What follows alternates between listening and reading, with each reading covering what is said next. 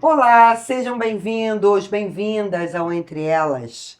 E hoje o nosso programa é uma homenagem ao Novembro Azul, essa campanha tão importante que trata da saúde do homem, né, Marilene?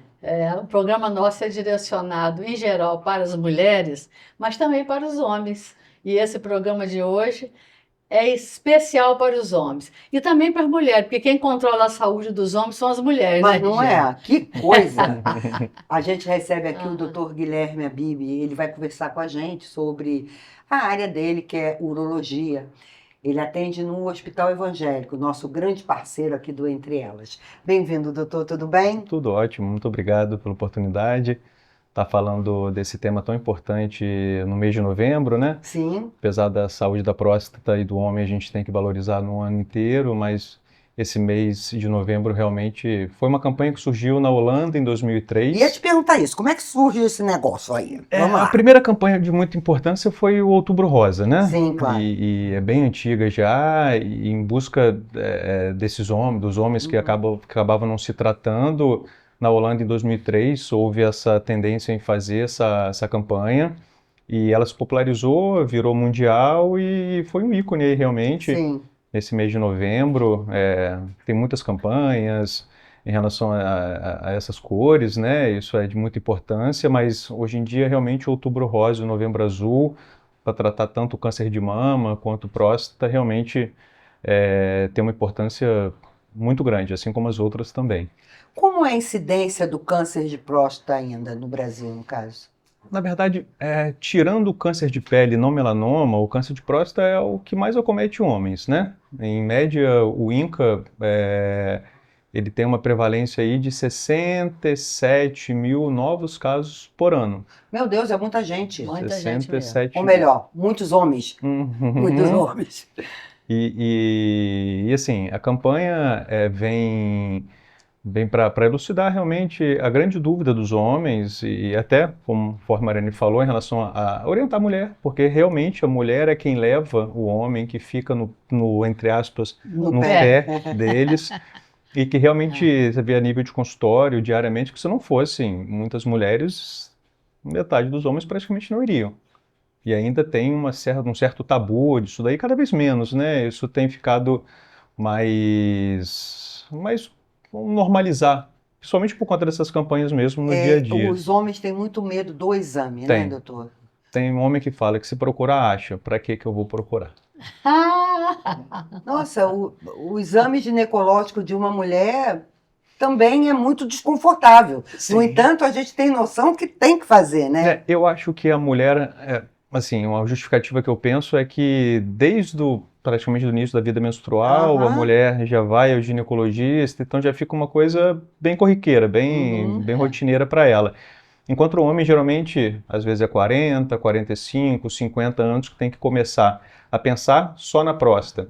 Mas a gente também tem que entender que o homem não é só a próstata. O homem como um todo, teoricamente, até na própria adolescência mesmo, já deveria procurar para ter algumas orientações. Na infância, fica muito a cargo até do pediatra, ficar fazendo aqueles exames físicos, ver se o testículo está na bolsa escrotal. E é saber que na adolescência tem um vácuo entre a infância e a idade adulta que realmente a grande maioria não procura. Mas Gente, que tem, fi- explicação boa. Adorei isso. tem ficado cada vez melhor, assim, a gente pega cada vez mais homens mais novos e realmente eu até falo com eles, eu falo que bom que vocês vieram para poder tirar dúvida, orientação, e às vezes realmente é uma coisa para gente boba, mas que muitas das vezes ali realmente faz diferença no dia a dia deles.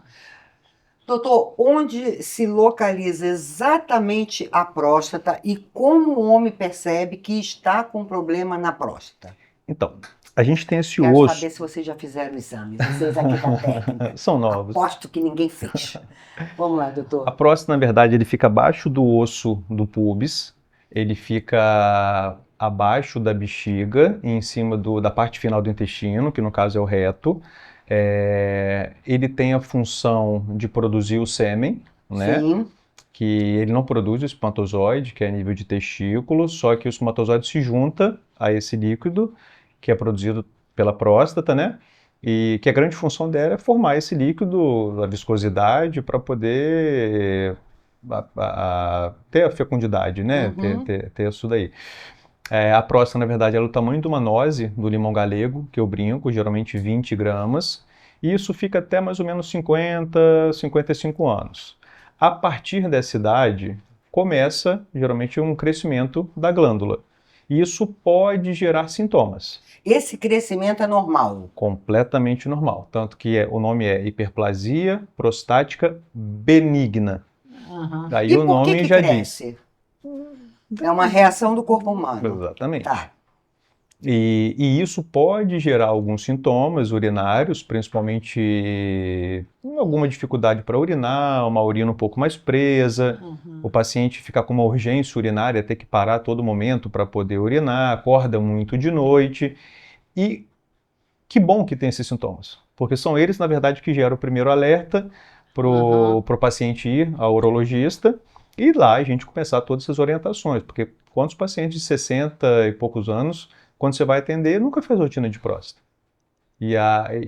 São esses sintomas que levaram eles a procurar. Peraí, esses sintomas então são normais, porque Decorrentes da idade.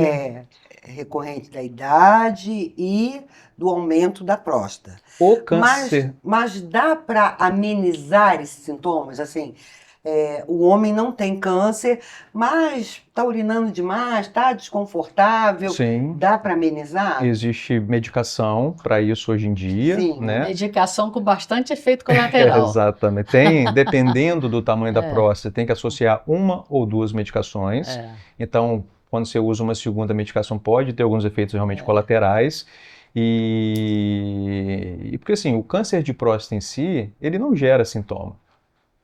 Esse é o grande ponto, né? Que a gente, daí vem a campanha da mama e daí vem a campanha da próstata, porque são tumores muito prevalentes mesmo, e como ele acaba não despertando sintoma, quando o paciente vem a ter algum, já está geralmente numa fase avançada.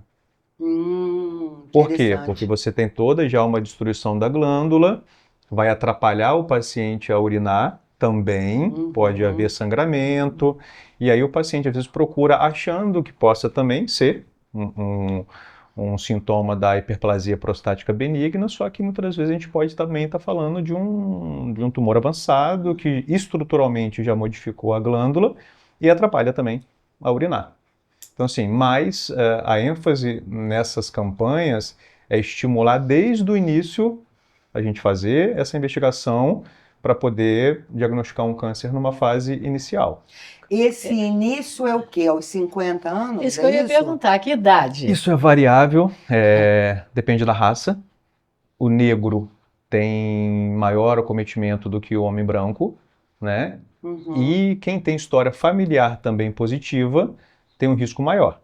Então existe uma regrinha que o homem negro com história na família, 40 anos.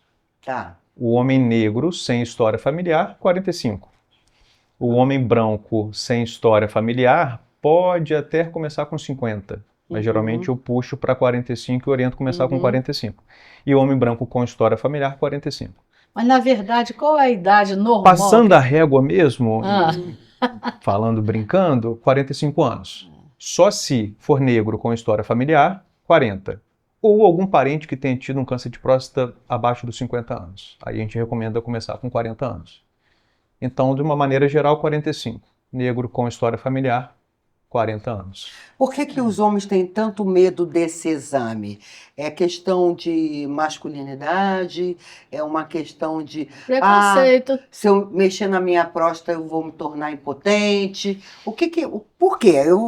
Eu acho que... Você como homem, por exemplo, responda. Não, eu não tenho tanta restrição assim. Eu vou ter que começar até mais cedo, porque meu avô teve câncer de próstata, então tem que realmente ficar atento a isso.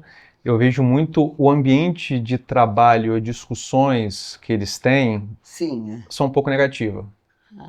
Sim. Você vai lá no urologista agora? E alguns levam isso numa boa. E tem outros realmente que não deixam fazer o exame. Eu falo para o paciente sempre, não é que você vai ao urologista, não tem que fazer o exame de toque. Você é recomendado fazer o exame de toque. Uhum. E existe outro tipo, entrando já no gancho do diagnóstico, existe o exame de sangue, que é o PSA. Tem paciente que muitas das vezes não quer fazer o exame de toque e deixa de fazer o exame. Então, hoje em dia, 80% dos tumores de próstata você diagnostica pelo exame sanguíneo. E 10 a 20% você diagnostica pelo toque. Porque na grande maioria das vezes, se você tem um exame do PSA aumentado, você pode ter alteração no toque. Mas 10 a 15, 10 a 20% você pode ter um exame de PSA normal e o toque vir alterado. Então, daí a importância. Existe Dos dois um melhor exames. do que o outro? Não, são exames que se Complementam. Exatamente. Então, tanto que eu falo para o paciente, tem muito paciente que tem essa resistência, às vezes você fala, ó, vamos deixar para alguma hora realmente mais importante, já que existe esse preconceito, mas pelo menos o PSA não deixa de fazer. E eu falo, o urologista, ele não vê só próstata, né? Não. A gente vê a saúde do homem como um todo. Então, a gente também pede colesterol, triglicerídeo, glicose, filtra. O urologista seria um tipo clínico geral também? Na verdade, a gente acaba pedindo esses exames, Aham. fazer um rastreio, e se precisar, a gente geralmente não acaba entrando nesse mérito do cardiologista, do clínico encaminha. geral, acaba encaminhando com orientações. Quantos pacientes E diabéticos... tem assim, alguma anomalia, algum sintoma que leve ao câncer de próstata? Por exemplo, deixa eu explicar, não estou sabendo perguntar. O colesterol alto pode levar a uma insuficiência cardíaca, Sim, né? Tantadã alto pode levar a um câncer de próstata. O que é esse sim. tantadã? Então, como eu falei, a raça negra, história familiar, e aí entram duas situações, sedentarismo e alimento muito gorduroso. É isso. Então, isso pode se ter associação, né? Então, os estudos já mostram que tem um pouco dessa associação de comida gordurosa e sedentarismo, mas não é igual, por exemplo, tabagismo e câncer de bexiga, que é da área Aham, urológica também, aham. câncer de pulmão. Então, assim, a gente tem que ficar muito atento realmente à história familiar e à raça negra também. Fora isso, a gente tem que fazer exercício, tem que se alimentar bem, no modo geral, visando saúde, bem-estar mesmo, né? Sim. Você sabe como cuidar do seu dinheiro? Onde guardar o seu dinheiro? Eu sei, Regina, num banco, que ao mesmo tempo que é banco, é uma cooperativa. Qual banco? Cicobi Sul. Nossa, é o nosso banco, né, Marilene? Exatamente. E sabe uma das coisas que eu gosto do Cicobi? Cicobi tem responsabilidade social, investe em programas sociais dentro da cidade. E isso é muito legal, gente, isso é muito bacana. Então aposte no Cicobi, porque o Cicobi, além de você ser cliente, você é... Você é proprietário também, é um sócio. Todo final de ano, Regina, o lucro do banco é dividido por todos os cooperados. Gente, isso é muito Isso é bom. bom demais. Então, seja você também um parceiro do Cicobi Sul. É você quem ganha, não é isso, Marilene? Exatamente. A gente está lá, vem você também para cá. Ai, mas que bom que esse Regina, vamos preconceito falar tá mudando. agora da cirurgia robótica? Vamos saber o seguinte, como é que são os tratamentos, né? Uhum. Então, No caso, quando chega a cirurgia, né? pegando um paralelo, depois que você faz essa investigação, muitas das vezes a gente tem que fazer a biópsia, né? A biópsia a gente faz através de um ultrassom, o próprio exame de imagem, que é uma ressonância hoje em dia, mudou muito o padrão de investigação de 10, 15 anos para cá. E a partir do momento que você tem uma suspeita, alteração de PSA, alteração de toque ou alguma outra, você acaba pedindo uma ressonância. Quem dá o diagnóstico de câncer de próstata é a biópsia. Fez a biópsia, deu positivo, aí o paciente se pergunta, doutor, qual é o meu tratamento?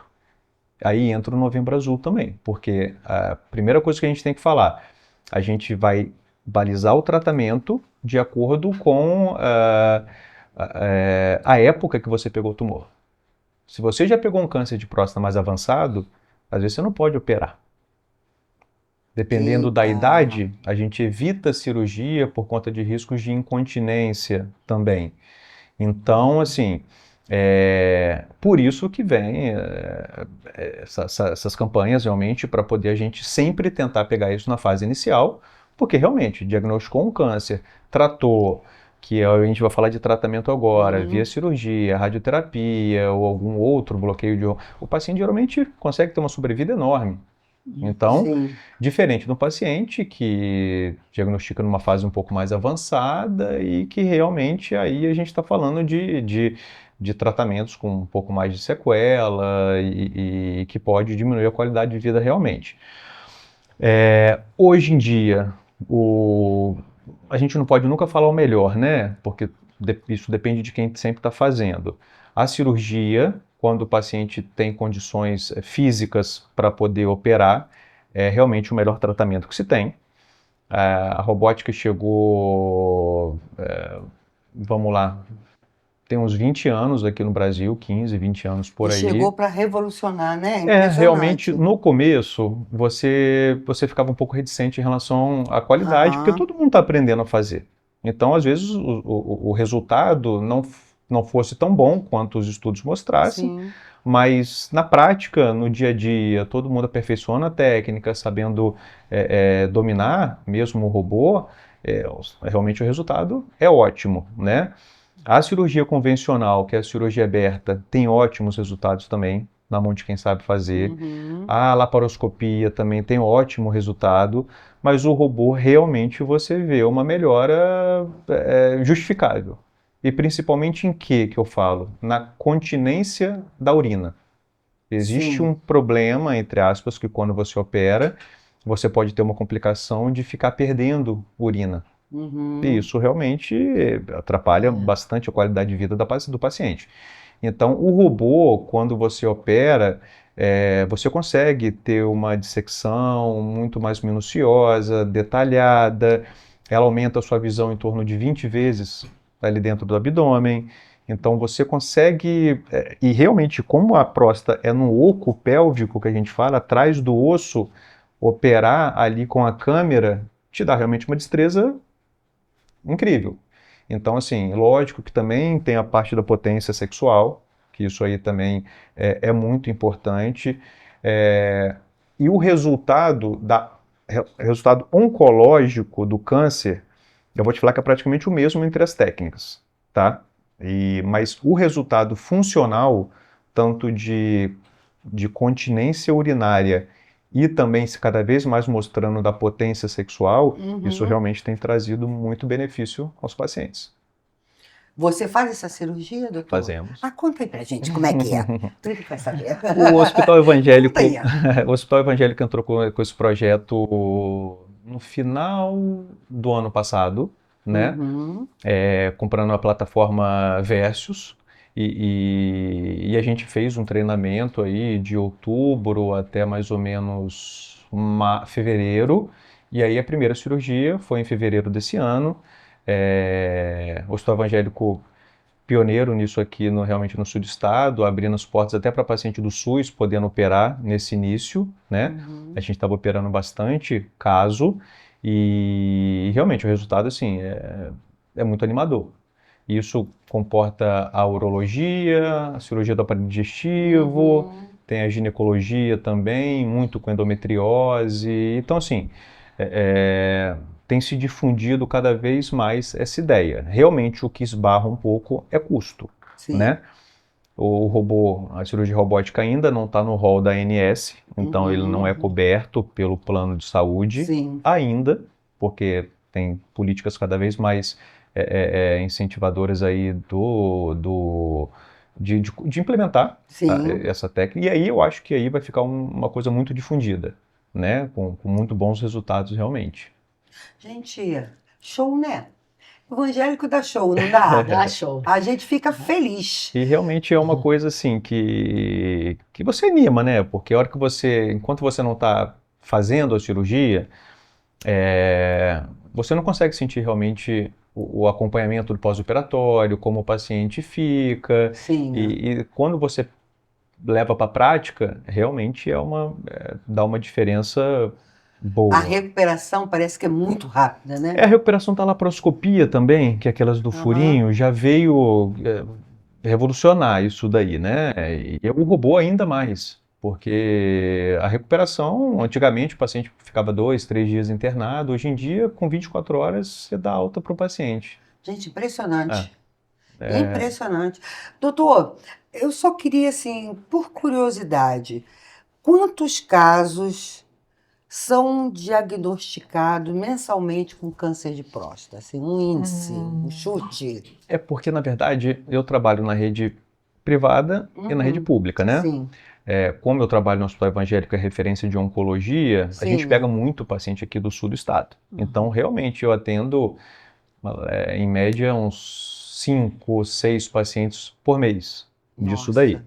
E aí nem todos podem operar por conta Uhum. de que a gente fala status performance, que é em relação à saúde atual do paciente, se já teve algum infarto prévio, se já teve algum outro AVC. Então, assim, isso tudo leva em conta na hora de você escolher a cirurgia como modalidade de tratamento.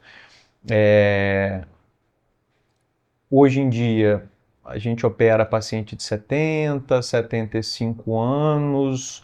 Acima de 75 anos, geralmente a gente opta muito por radioterapia, tá? Uhum. Mas porque começa a ter algum nível de complicação um pouco maior, principalmente da perda da urina, da continência urinária.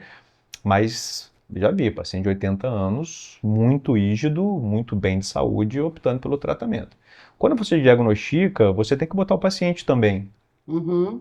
a parte do problema, das terapias de tratamento, pró, contra de cada tratamento, e a radioterapia também como tratamento atual é espetacular. As máquinas de radioterapia, assim como a cirurgia foi evoluindo, hoje em dia a gente está na robótica, você tem máquinas hoje em dia de radioterapia que cada vez mais esses efeitos colaterais têm diminuído consideravelmente.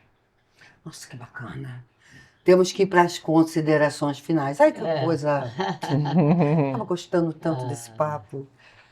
Doutor, Novembro Azul tá aí, você todo de azul, todo na campanha. Faça as suas considerações finais, por favor. Eu acho que homem, no modo geral, a gente tem que se cuidar, realmente. Nós não podemos deixar os sintomas aparecerem. As mulheres têm que realmente continuar incentivando os Seus companheiros, maridos. os maridos, exatamente, para poder ligar esse alerta. E a resposta que eu sempre dou ao paciente quando ele tem um diagnóstico de câncer: qual é o meu tratamento? Eu falo, depende da fase que a gente diagnosticou. Daí a importância da campanha, da gente sempre tentar pegar um câncer na fase inicial. E aí a gente poder fazer todas as modalidades de tratamento que se tem de melhor hoje em dia, e expor isso para o paciente, uma decisão compartilhada, a gente vê qual é o melhor caminho a seguir nesse tratamento oncológico. Obrigada. O Evangélico é show, o doutor é show, é tudo show. E a gente fica feliz da vida encerrando esse programa que foi maravilhoso, muito esclarecedor. Você Não pediu deixe de like, se cuidar, Regina. não. O quê? Você ainda não deu like? Tá na hora. Dar like, comentar, compartilhar, se inscrever no canal. Lembrando que o Entre Elas é o podcast de maior audiência do sul do estado. Isso graças à sua participação. Não deixe de compartilhar, não. Esse programa foi muito útil, muito interessante a muitas famílias, homens e mulheres. Porque as mulheres que ajudam os homens, né, a procurar um médico. Bom, foi muito bom. Então, até o próximo Entre Elas, tá?